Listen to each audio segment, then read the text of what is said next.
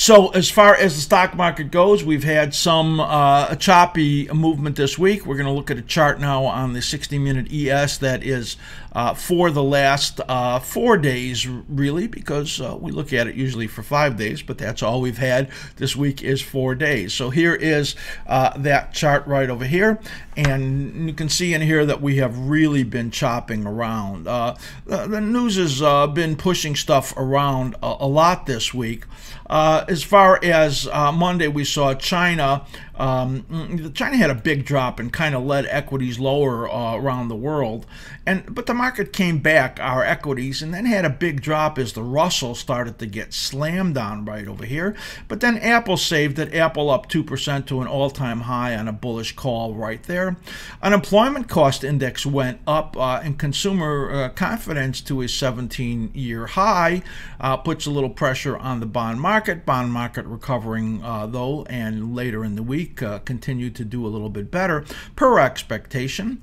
So you can see in here kind of a choppy day here on Tuesday. Wednesday, strong world equities. Nikkei moves up sharply along with the DAX, both up 1.8%. And you had this strong overnight move, ADP 235,000 jobs. And that's leads up to the jobs number coming out on Friday. Here you got some selling coming in though, and as we moved into the Fed decision, no change as you can see, and the market had an unusually weak afternoon on a Fed day.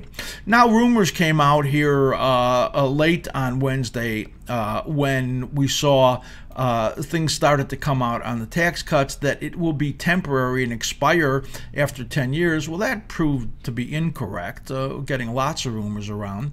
And then they leaked out that the tax cuts would be limit the amount of deductibility of the real estate tax, and then you got this big slam in here that was going on.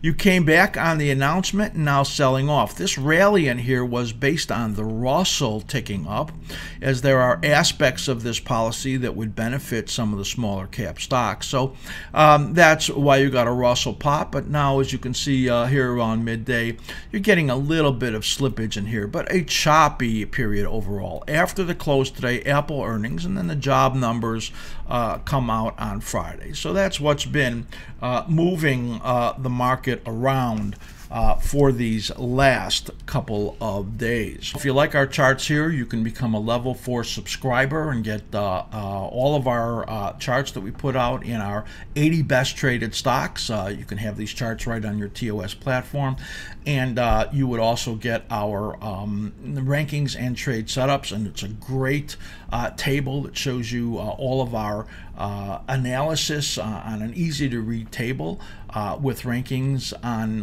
the long-term, intermediate, and short-term, plus our option bias indicator. Now, the option bias indicator is an amazing indicator to use, especially for option traders, on how to direct the bias of your positions. We have been writing for months, for over a month here, a script for that.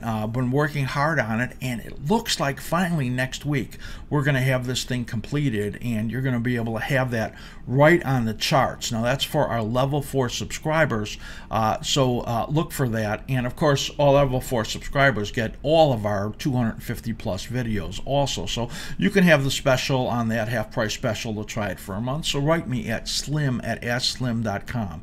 I'm really excited about that option bias study that you can have right on the charts. You're going to love it.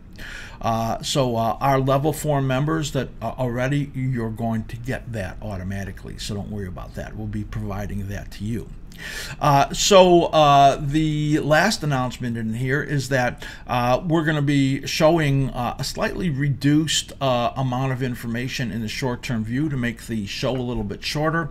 That which we're going to be taking out after today are the momentum studies that we show, and that is going to mean that our Future Speak video on Wednesday is going to be just a little bit longer, because we're going to move a little bit of the short-term momentum information into there because we have got some redundancy going on. So for our people that only watch this show, if you missed that, please do become a level 2 subscriber, and again, I could send you a special for that, and you'll be able to then see those momentum studies. I'm going to show you some of those right now, but then starting next week they will not be here in this segment any longer. The stock market looks to us like it is in an area where it's starting to chop and top. Now, it's looked that way before and managed to survive that. And here, all the news that we've been waiting for is here, and it's not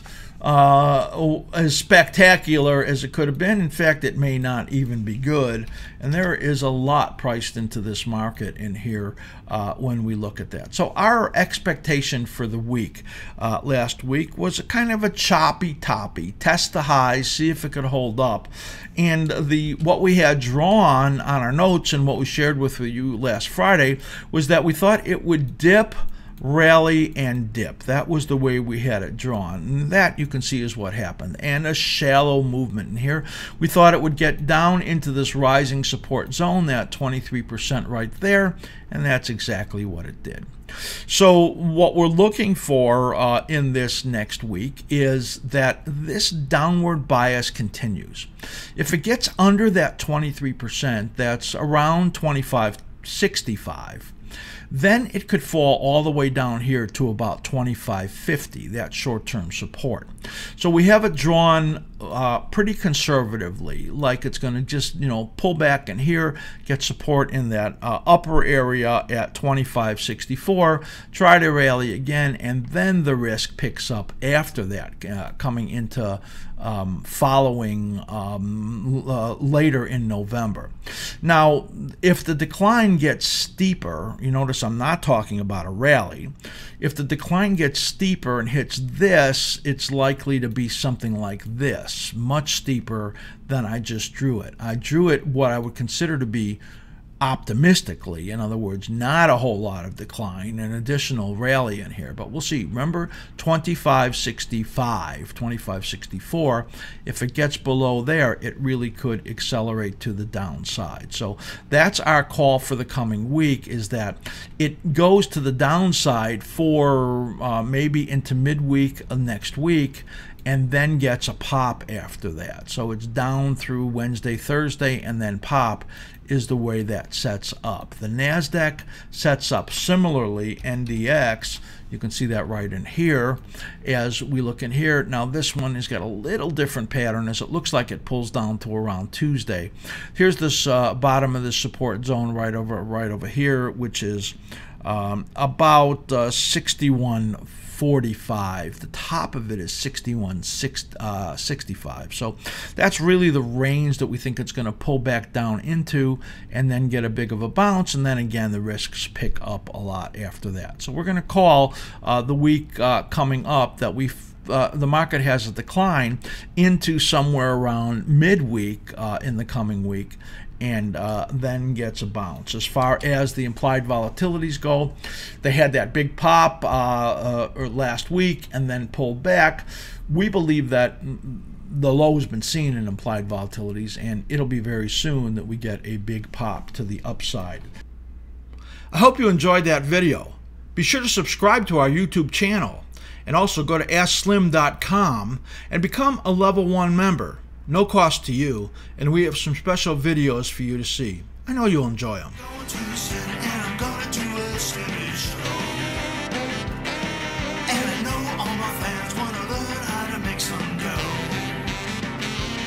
I've been